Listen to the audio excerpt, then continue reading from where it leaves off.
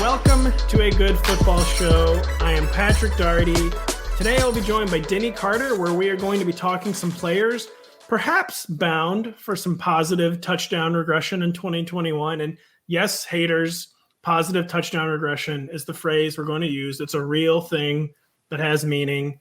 But first, instead of asking Denny for his bracket picks or his Cy Young picks, we are actually going to get things started with some general NFL talk.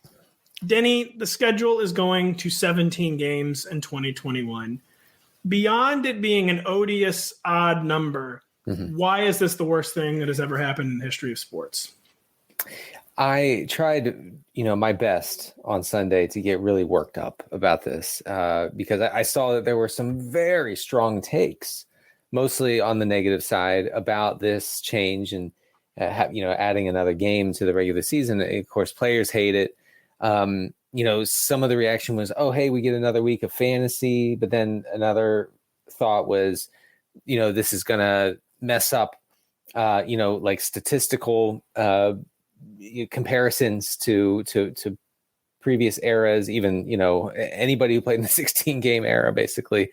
And so I get it. I get that there are very strong opinions. I don't personally have a super strong take. My only concern is that we're going to get to a point later in the season with this extra game where smart coaches, I would guess, sharp coaches, are going to rest some of their key players kind of strategically, not quite the same way we see in MLB or NBA.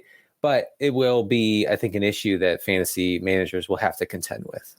First off, I'll say not having a strong take qualifies as a hot take by your standards, because we're used to the takes. And I'll say someone who doesn't like cheese, doesn't like donuts, not disliking something that is objectively good and more football is kind of an upset.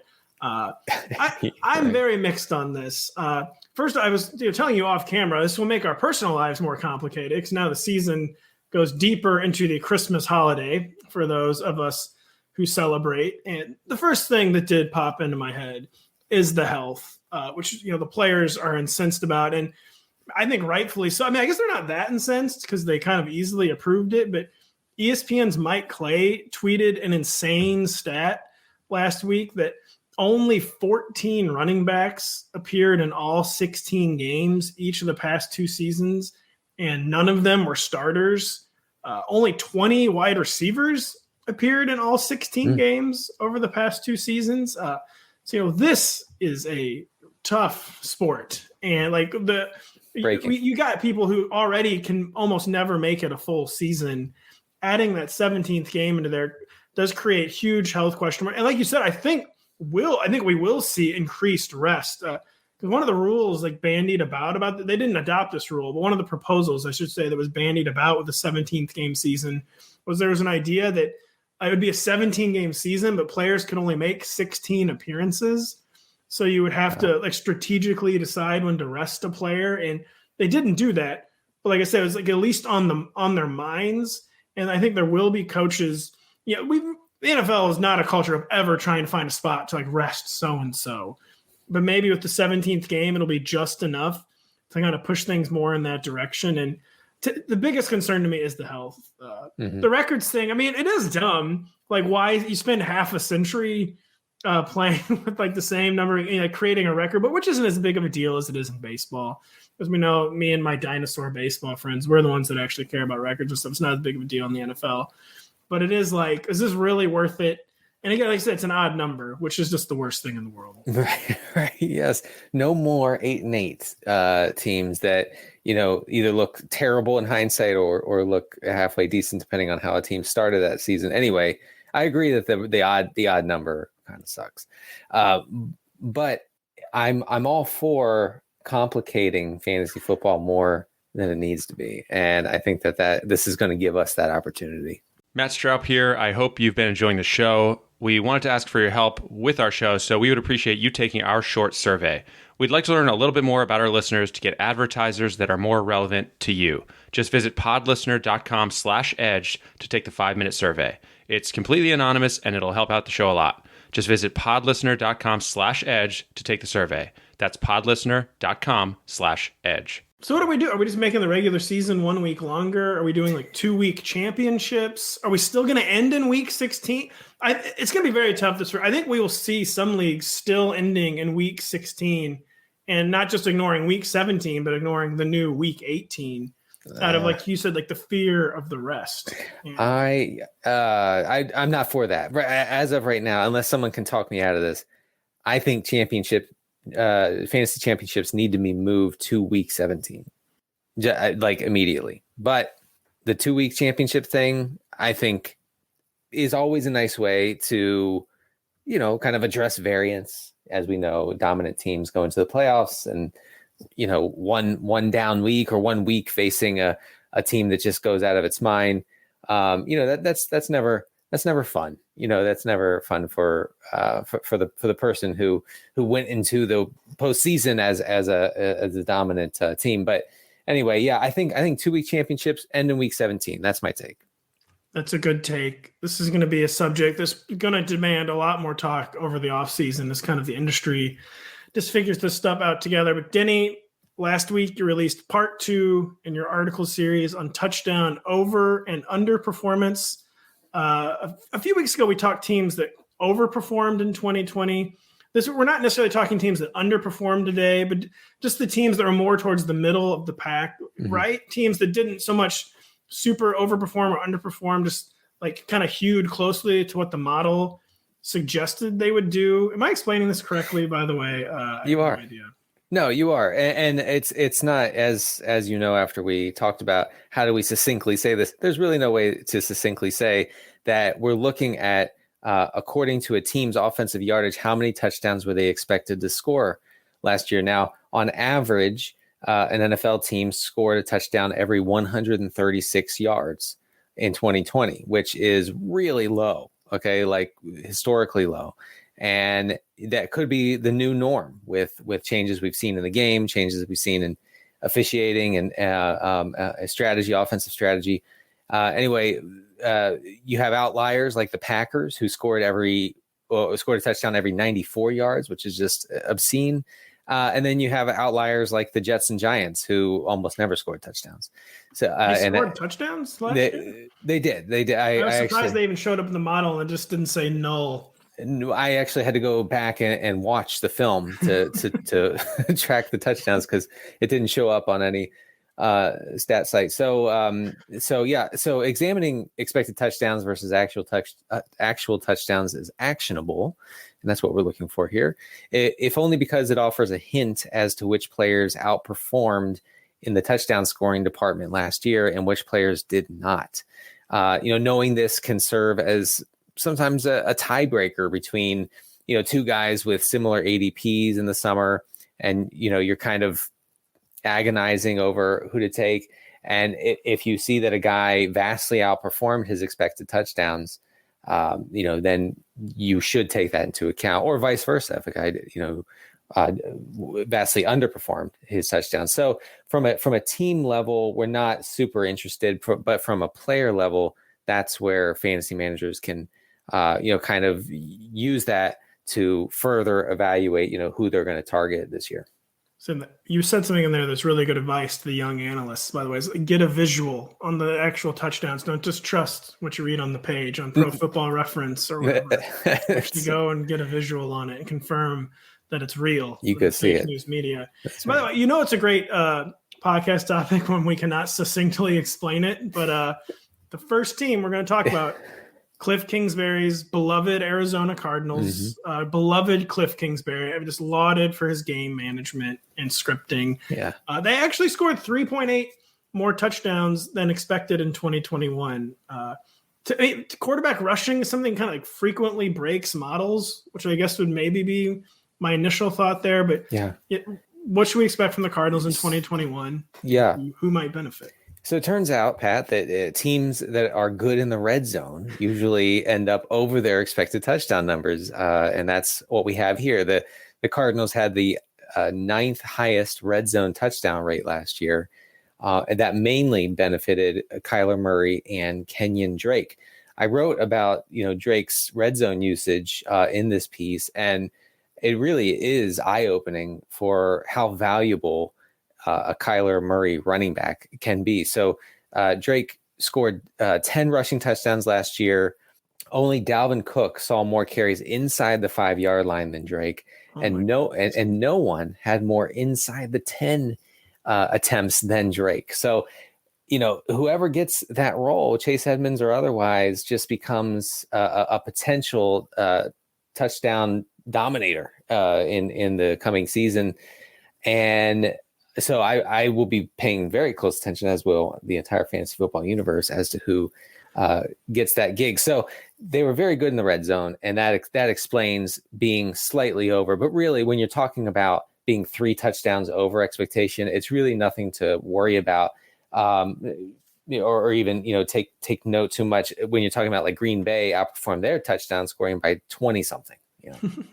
It's what you made an interesting point about running quarterbacks, and it's a similar dynamic with the Ravens. Like your initial thought might be, well, this quarterback runs so much, especially in the red zone, that it's bad for the running backs, but that tends to not happen. Like Mark Ingram had like 10 or 11 touchdowns in 2019, and even when the quarterback runs a lot in the red zone, it seems like it just makes them better overall in the red zone, like as we sort of just discussed with the Cardinals. And like a running quarterback isn't necessarily something to be feared when it comes to like goal line production for running, except for maybe with the Patriots last year, where Cam Newton scored 29 rushing touchdowns. Well, the Zoomers won't remember Alfred Morris.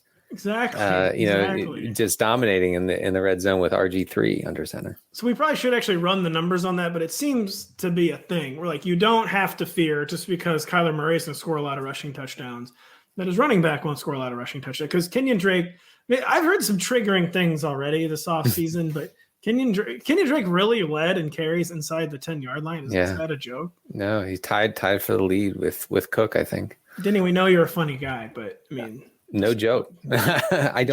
I never joke about numbers. You know that. That's true. The numbers are sacrosanct to you. So after the Arizona Cardinals, going to move on to the Dallas Cowboys, America's team, who shockingly underperformed just a little bit, 1.7 touchdowns less than expected last year. Mm-hmm. Denny, I'm assuming we can expect maybe this team to be more of an overperformer in 2021 as they get pseudo dual threat Dak Prescott back and just in general stay healthier on offense. Right. So I went ahead and did some manual work, and which is awful, by the way. And I looked at just the games that Dak Prescott played. So four full games. I didn't count that 5th game where he injured his ankle. Although saying injured his ankle sounds. I was gonna make the same joke. It just sounds. It was just injured is a bit. Ruined his ankle. I mean, hopefully not. But anyway, the Cowboys scored 16 touchdowns during that 4-game run to start the year. And when you take into account the yardage they gained, they were actually only 1.1 touchdowns above expectation. And that's good news, I think, for fantasy purposes, for those who are ready and willing to invest, relatively high draft picks on Prescott and Amari Cooper and Ezekiel Elliott and others in that Dallas offense. They didn't blow the doors off as far as touchdown scoring goes in that early season. Yes, they gained a ton of yardage, and that was, partly the result of having just a putrid defense, just one of the worst defenses we've ever seen, and having to constantly push the ball down the field and continue to be aggressive on offense. So long story short, there's nothing to fear here as far as touchdown over performance. It was right on par with what you would have expected. Well, that's good to know because, if that had continued all 16 games, I'm sure the Cowboys, you look at them on paper, and that would be an easy idea. Like, well, there's no way they're going to average that many yards again with Dak Prescott and, like, maybe an easy fade. If you just look at the raw numbers, there's a a lot of room to grow here. Ezekiel Elliott only scored 8 touchdowns last year. I had a question so Amari Cooper, CeeDee Lamb, and Michael Gallup all scored exactly 5 touchdowns last year. Do we have anything that makes us think like one of them will like kind of emerge ahead of the pack in the red zone as like maybe the preferred red zone threat and the receiver? I feel like it probably has to be Amari Cooper. He's just the most overall technically dominant of the 3. CD operates more out of the slot. Michael Gallup is more of the big play guy. But I feel like, do you have any reason off the top of your head to maybe expect touchdown separation amongst the big 3 Cowboys receivers? Yeah, I mean, it would be Cooper that jumps out. Although I will admit that I have not, taken a statistical deep dive into the red zone opportunity, route running, targets in either in the red zone or in the end zone. I would guess that would be Cooper, though, just the way the team uses him. Like you said, I mean, none of them really blew away their touchdown rates last year. It was difficult. It was hard to come by a game where one or more of the Cowboys wide receivers went off after the Prescott injury, and that was to be expected, I suppose. But yeah, I think Cooper would be my choice there. Yeah, Cooper doesn't have like the frame that suggests like huge red zone target, but this like his technical dominance, I kind of feel like it'll be Amari. This past year has shown us that without your health, you have nothing. If you're not well, you can't work, look after yourself, or take care of your family. You can't enjoy the life you've worked so hard to build. That's why you need to prioritize taking care of your long-term health today, before it goes from good to bad to worse. So invest in your long-term health with Forward. Forward is intelligent medicine with a personal touch.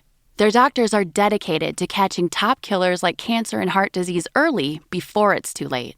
And catching them early could save you tens of thousands of dollars in the long run. Everyone's health history is different, which is why Forward doctors personalize a health plan with you, based on your genetics, lifestyle, and biometrics to achieve long-term results and ensure nothing gets missed. It's time to invest in a doctor that's invested in you. Go to GoForward.com today to protect your future health. That's GoForward.com. GoForward.com.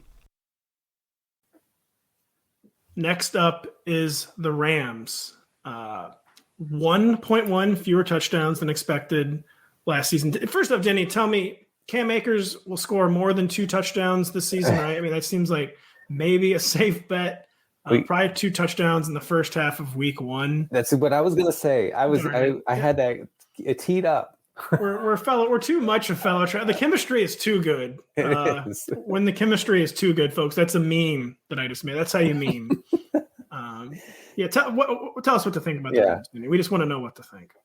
Well, it's hard to project much from last year into this year because Jared Goff is gone and he's being replaced by what I believe is a vast upgrade at quarterback. It doesn't seem to be the consensus for some reason, which I still can't really figure out. But I really do think that, this team and all of its skill position players are in line to have a potential touchdown boost. So Cooper Kupp comes to mind. Cooper Kupp caught a touchdown on only 2.4% of his targets last year. That's down from his career rate of 5.9%. So a huge drop in touchdown scoring for Cooper Kupp last year. That coincided with a pretty big dip in yards per target in 2020 to a career low, actually. I would guess with the stronger armed, more aggressive Matt Stafford under center for LA, that Cooper Kupp's chances of seeing that yards per target increase. I mean, not go off the charts, but increase, and also his touchdown scoring to kind of regress back to where he has been in previous seasons. I think makes him possibly an underrated fantasy asset going into the season. When you were talking, I was just kind of workshopping with like galaxy braining my Cooper Kupp takes. The yards per target almost have to go up, right? And right. It's weird. Cooper Kupp was like kind of known as like a red zone guy his first few years in the league, but with Matthew Stafford, are they going to become more of like a long touchdown team? Not that that's like, but like where they won't be like necessarily so station to station like they were in Jared Goff, and just maybe there'll be slightly fewer red zone targets overall. And like a galaxy brain thing I had just now without Gerald Everett now, like they can be more focused. Like instead of like dividing their energies between Gerald Everett and Tyler Higbee, Tyler Higbee kind of becomes, obviously he's become the go-to tight end, but maybe even though there was nothing stopping them from using Tyler Higbee in the red zone before, just like the fact that there is only one tight end will create more of just like a mentality, not just even like the opportunities, but just a mentality to target. This is too, if I knew how to edit a podcast, I'd probably take this take out. But I just don't know. So Matthew Stafford, by the way, totally agree. This is the upgrade because the Rams. The reason they chased Jared Goff out of town is because he couldn't create instant offense down the field. Like the only way he could ever make a play down the field, he had to be perfectly sprung by play action, and they were just tired of that.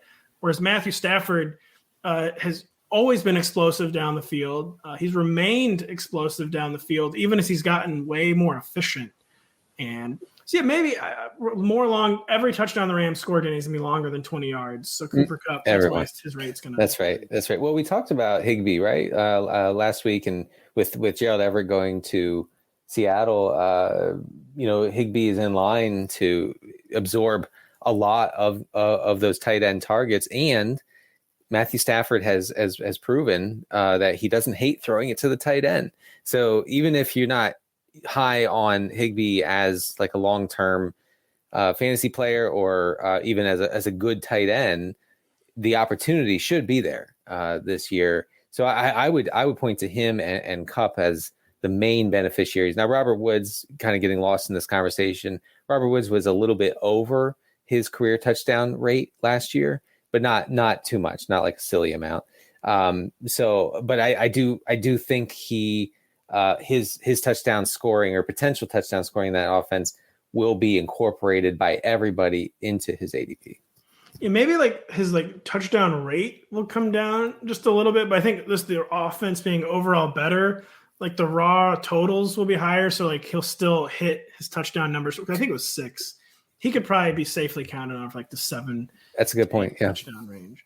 But Matthew Stafford, I think it's just because we live in a country that does not tolerate sidearming. And Matthew Stafford, you might not like it, but that is what peak quarterback performance look like is random sidearm passes. That's right. Yeah, like men, what is stopping you from throwing the football like Matthew Stafford? Truly, what is stopping you from sidearming it for literally no reason? I love the sidearm. If we could just talk about the sidearm for a minute, I think it's a pretty pass. I think it's very impressive that a guy can drop his arm down. Just it's really an instinctive type throw, to avoid a defender. Or to get the ball just in the right spot where the defender can't get it. That sort of throw always impresses me. When they do it, the announcers lose their minds. Every time Lamar Jackson throws a beautiful sidearm pass while scrambling out of the pocket, they're like, no, well, this is the reason he's inconsistent because he throws sidearm. He had to throw sidearm. He had to do it on that throw. He doesn't do it every time. You'll notice, announcers, that he doesn't do it every time. I do love to joke about it, but Stafford is like shockingly accurate on it. And there's a double standard when Pat Mahomes does it. Well, all of a sudden it's the greatest play in NFL history. Yeah. But when Matthew Stafford does it, this is why the Detroit Lions have not won a playoff game since Dwight Eisenhower was president. Right, folks. He's undisciplined. Yeah.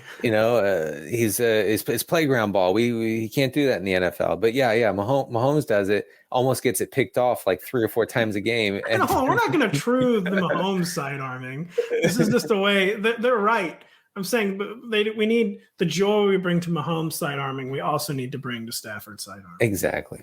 Next up on the list is the Los Angeles, I almost said San Diego Chargers. How long have they been in LA now? 5, 6 seasons? 18 years, I think. They no longer play in a soccer stadium, so that's good for the Chargers. They have that going for them. Yeah, they do. So the Chargers are the team on this list where their actual touchdowns hewed most closely to their expected touchdowns. They played essentially exactly to their projections in 2020. Mm-hmm. Denny, are we going to get more? Or are they going to overperform in 2021? this is good news for Justin Herbert and Justin Herbert truthers in fantasy football.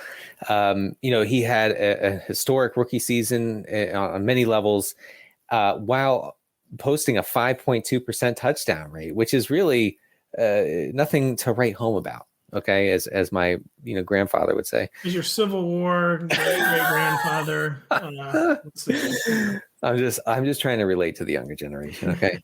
They don't know what writing is, but they if I showed Hayden Winks a pen, he'd be like, "What is this?" I know. Well, I discovered the other day that I tried to write a note to my kid, and I realized that I hadn't written anything on paper, since the first Obama administration. Sorry to get political, but and it was my handwriting was horrendous. If you do one Post-it now, your hand like seizes up. Like, oh my god, I just wrote "get milk," and now I have a hand cramp. That's right. So all right, let's get Chargers down to business here. Herbert, San Diego Chargers. Yes, 5.2% touchdown rate last year. That was 14th among all quarterbacks. That was way behind league leaders Aaron Rodgers and Russell Wilson. A new coaching staff in LA kind of introduces, I guess, some questions about Herbert, but really, I think we can assume that they know what they have in Herbert after his incredibly impressive rookie year. His touchdown numbers don't raise any red flags, which it's good. He's a guy who I don't think is going to be overdrafted in fantasy leagues this year, especially I think, and this is kind of an aside, but especially as fantasy managers, are desperately seeking dual threat quarterbacks. This idea that you have to have a dual threat quarterback in order to have a top fantasy quarterback. I don't think that's going to prove to be 100% true this season. And I think Justin Herbert is the kind of guy, if he sees an uptick in touchdowns, who could prove that wrong. My one thought I kind of have in the Chargers is just looking at the roster is they've got like decent weapons, but like when I think about the Chargers offense taking a step forward in 2020, which Justin Herbert seems to be like, I hate the word, I am going to use it unironically, seems to kind of be like a generational talent. So there it is. That in and of itself might be enough for the whole offense to take a step forward. But when I look at the offense, especially without Hunter Henry, it appears maybe just like one weapon short to me. So Keenan Allen is amazing, but Mike Williams, I feel like, is best suited to be a role player. Kind of like it's kind of hard to say because he can be an every down player, but he's still like a strict downfield specialist, explosive plays down the field, but like he's not like an all-world overall receiver. No. And then like who is like the third weapon, right? I mean, I guess besides Austin Eckler, is it Jalen Guyton? Is it Parham? Is it Donald Parham, which I'm sure is going to come up all off season? And I would basically like to see the Chargers add one more. Jalen Guyton, by the way, actually did a lot of really cool stuff last year. I will keep my eye on him, but I would like to see the Chargers get one more, like at least like top 3 or 4 rounds receiver in the draft. I feel like they need one more receiver to become like a truly feared or maybe on the verge of being special offense. Yeah, well, some insider information. Adam Levitan from Establish the Run has Donald Parham scoring 14 touchdowns this year. So what a surprise! Yeah, so Adam, I believe, after Jerry, the dog, right? That's the dog's name. Yes, Jerry. Yep, that's right. The closest thing into his life. I mean, supposedly he's closer to his kids and his wife, but I believe he is most close to Donald Parham. So I wouldn't take that at face value. Okay, all right.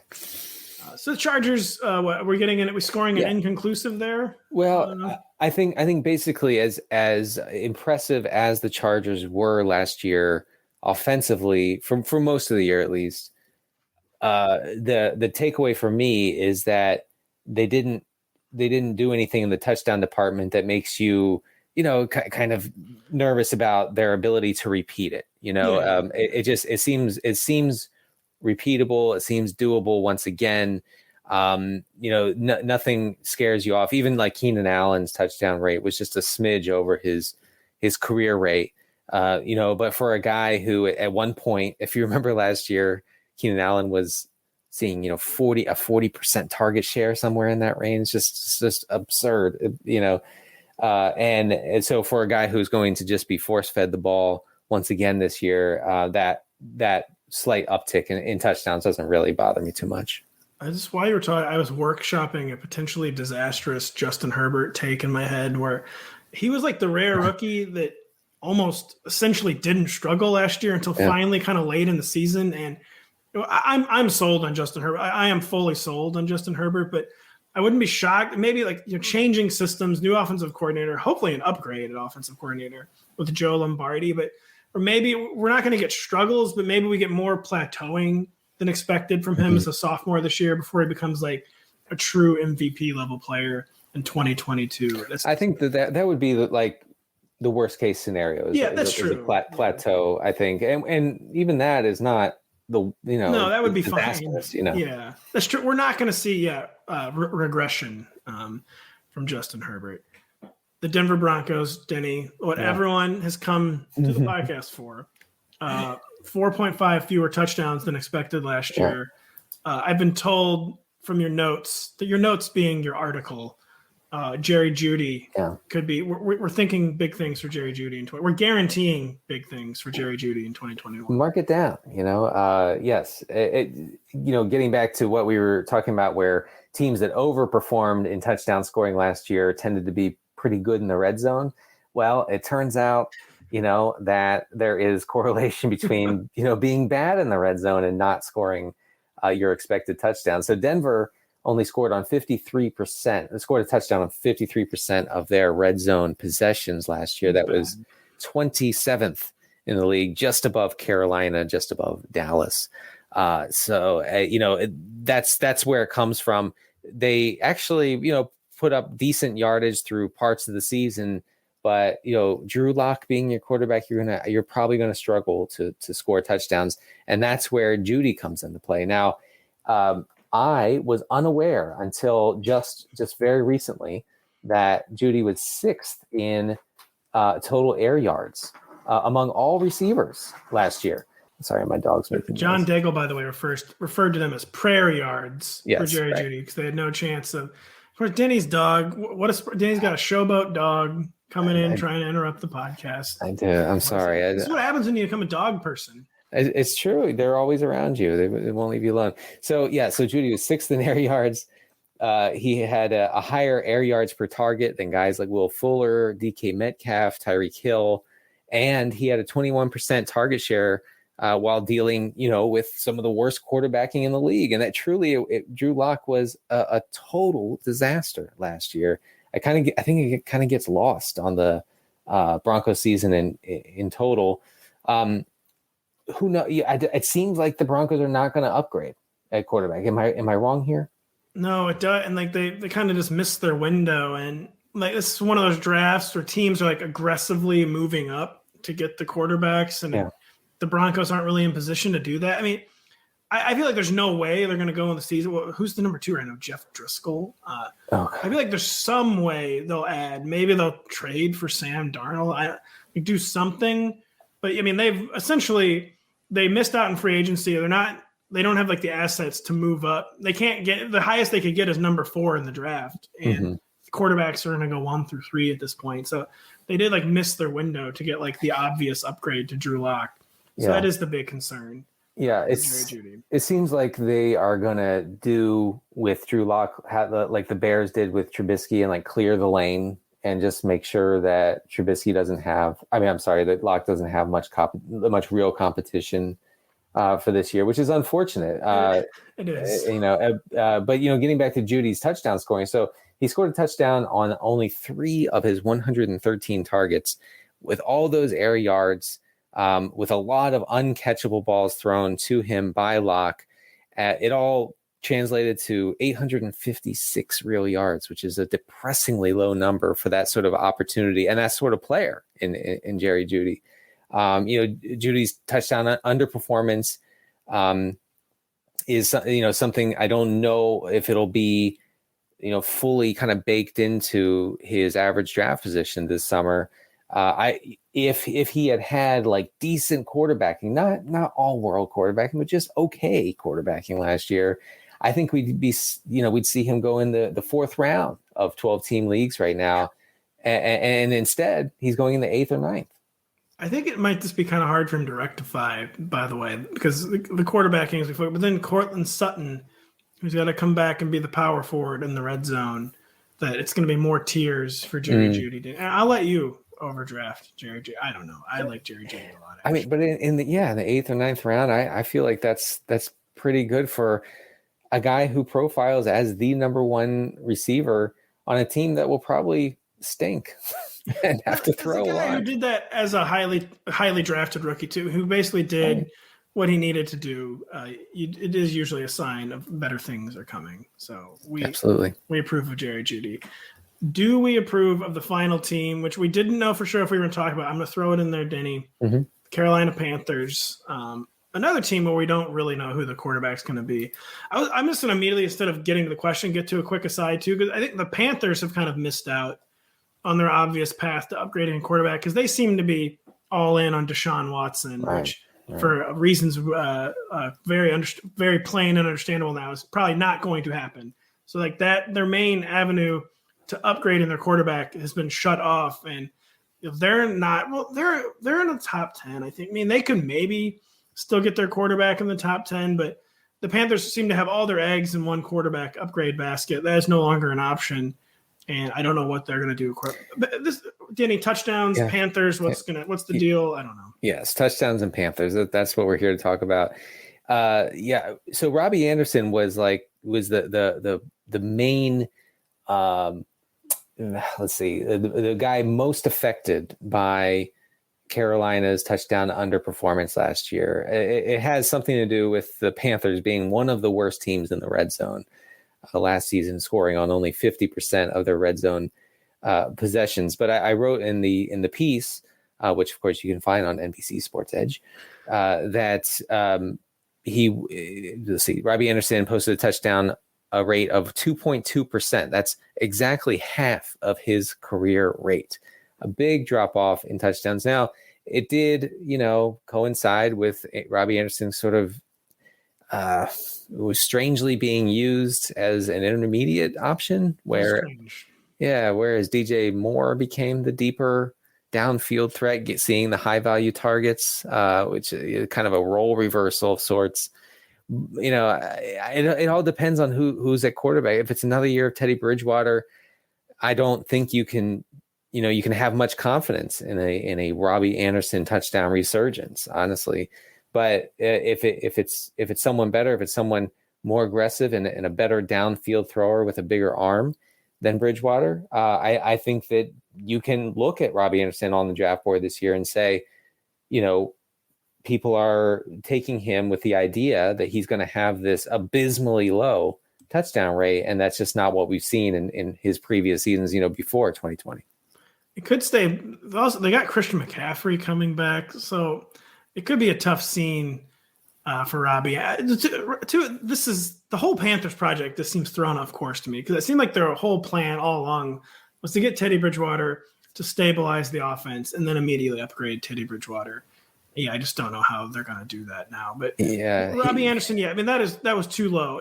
Even if Christian McCaffrey's back, Robbie Anderson's touchdown rate, I agree, it's going to spike. It probably will. I mean, but we can't underestimate how bad Teddy Bridgewater was in that offense last year.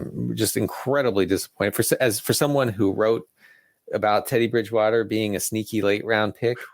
That was my first NBC Sports Edge article, and I'm happy that I still work here. I was going to say, it's the first time we fired you. Immediately after publishing. That is still held up in HR. They said I couldn't just fire you for being incorrect about Teddy Bridgewater. So that's why you're still here. Thank goodness. Well, that's all for today's show, Denny. I should have asked you this before the show. If you had anything, so you have this article to promote. I do. So, right, check out, what's the article called again? Check it out on the site. Yeah, it's the title is Touchdown Underperformance Teams to Watch in 2021. So check it out. It is very useful. It's got I learned two nice graphs in it. I thought it only had one graph because I hadn't read it yet. It's a lot of really good information, and really at least twice as many teams as we just discussed on the podcast. So very much worth checking out. So check out Denny's article on the site. Look for us later in the week for another podcast with Mr. Matt Strout and John Daigle.